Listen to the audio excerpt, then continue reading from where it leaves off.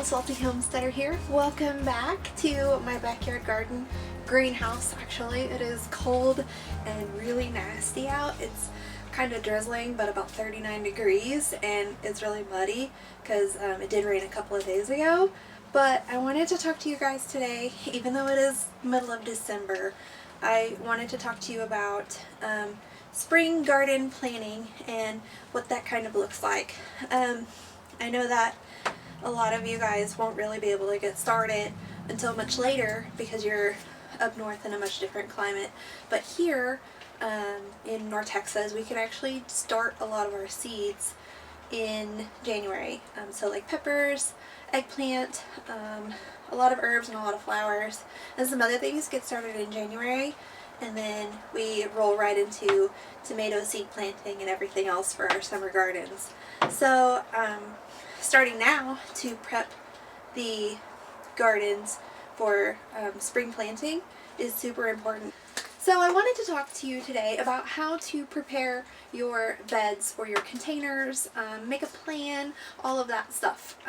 So right now I have sort of a bit of a loose compost pile starting to break down, and what is in that is soil that I had dumped out of containers and some old spent plants. Now there's not any plants that were diseased or anything. These were just the ones that lived through their life, their annuals, and they were done. So those are breaking down.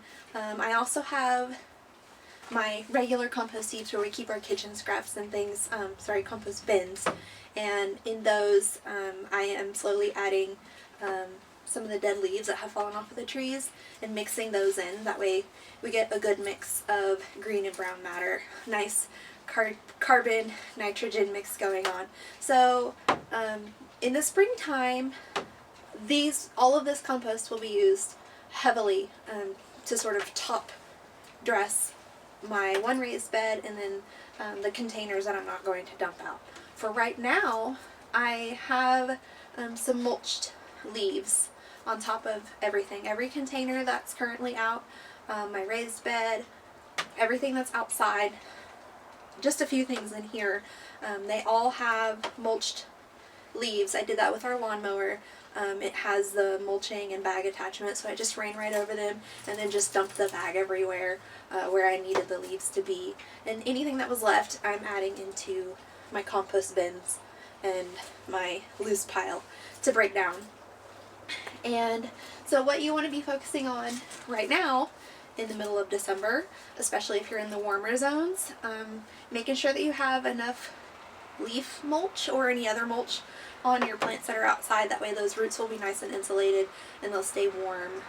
Like I said, today it's about 39 degrees here, so most of them will be okay, but it's going to get down quite a bit tonight after the sun goes down. So the leaf mulch is really going to help them stay warm. Another thing that you can do is obviously work on those compost bins. Your kitchen scraps go in there, your dead leaves, any sort of lawn clippings that you had. If you're fortunate enough to be able to come across chicken or cow or even horse manure, throw that in there to start breaking down. You don't want to put hot manure on your beds. Rabbit manure can go directly onto your plants. It's not a hot manure. It's not going to burn up your plants.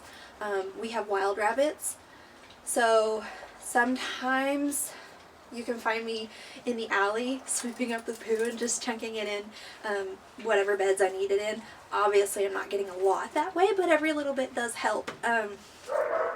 Now that's kind of all you can do as far as being outside right now goes, especially on days like today where it's just nasty and not motivating at all to be outside getting your hands dirty. So the other thing that you can do to prepare for the spring and the summer is to make a plan.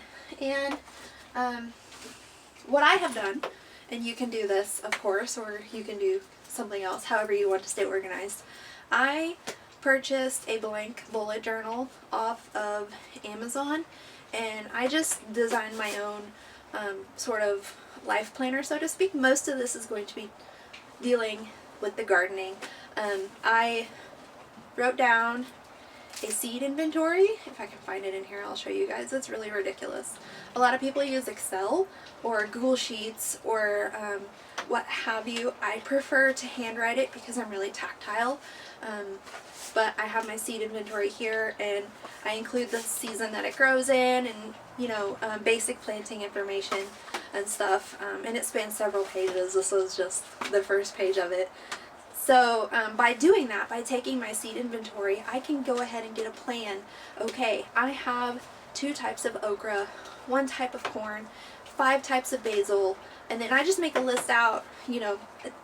I'm not going to list every single variety that I'm going to plant for the spring and the summer, but I am going to list out, okay, I have basil, 5, okra, 2, corn, 1, tomatoes, 25, peppers, 20, whatever it might be.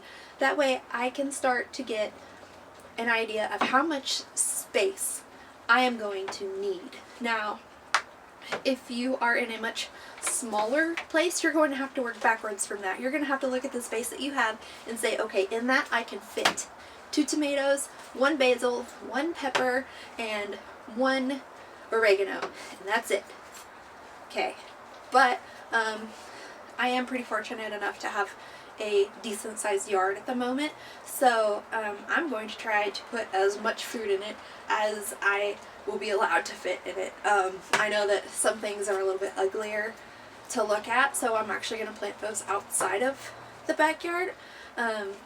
But the other thing that I'm going to do is I'm actually going to sketch it out. I have a page in my planner for me to sketch it out. I have already made my list. I made a list of the things that grow on a vine that or will need a trellis. That way I can kind of figure out, okay, I'm going to need 1 arched trellis or 2 arched trellises. That way I can make sure to incorporate that into my sketch whenever I start planning out my garden.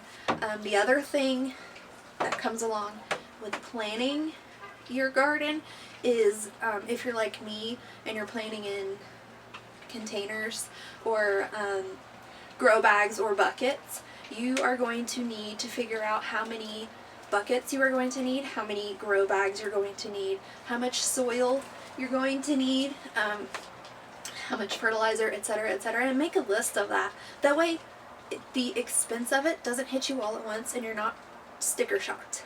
You can buy it slowly through December and January as we get to that seed starting season. That way you're not hit with that massive Home Depot or Lowe's bill or even your local nursery bill all at one time.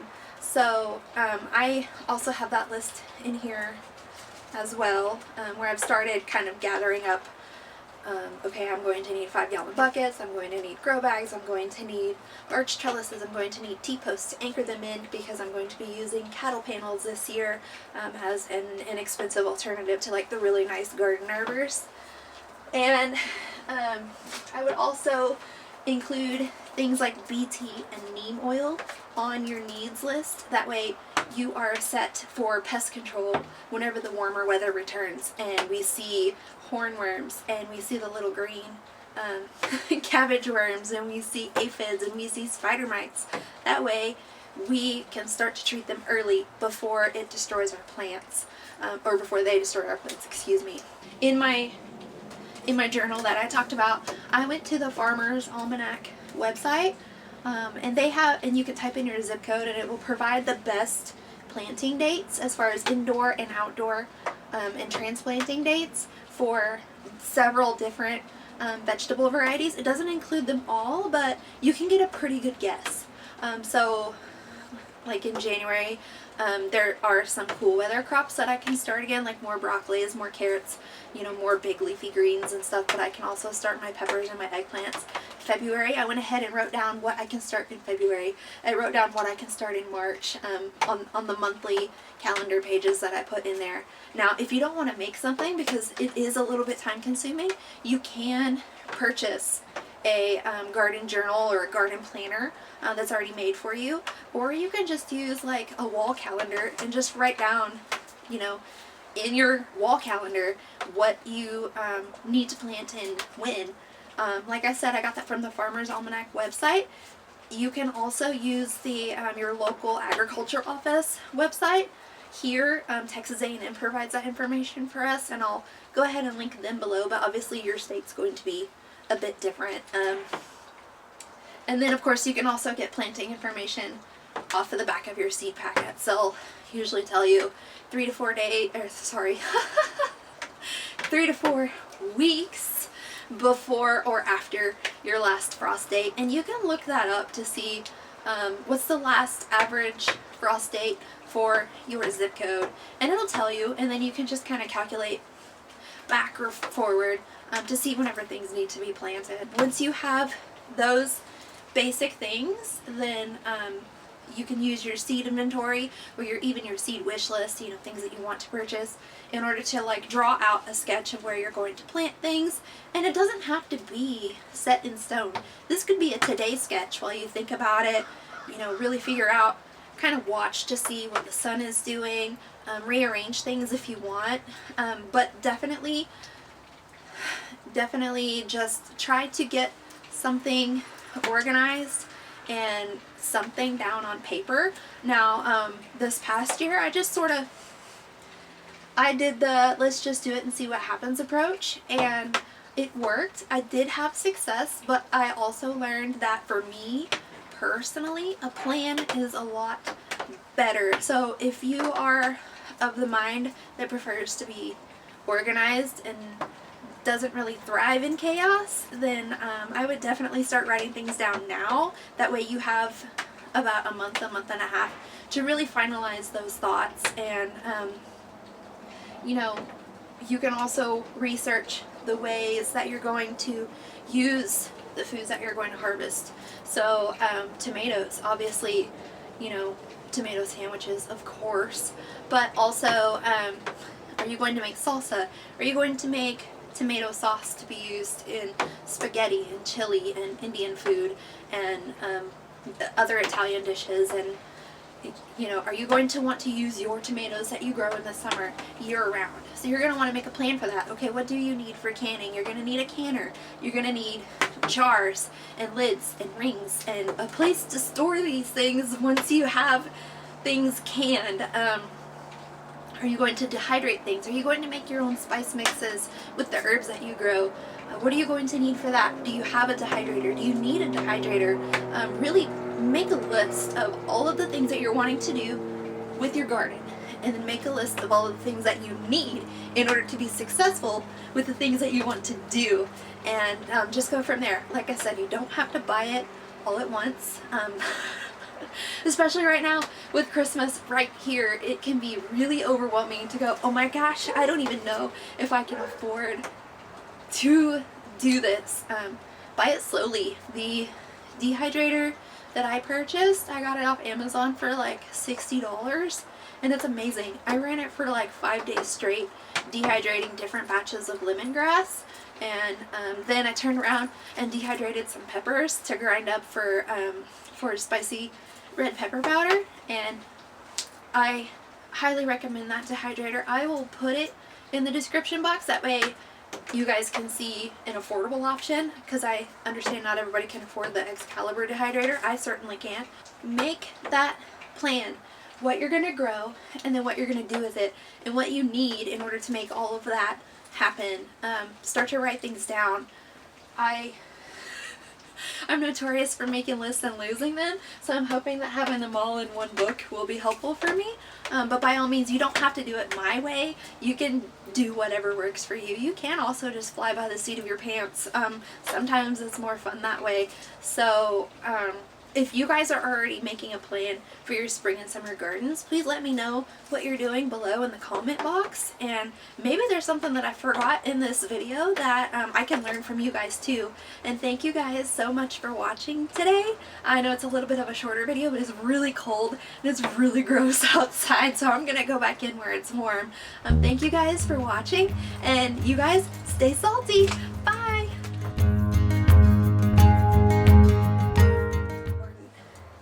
Sorry, my eye is really itchy.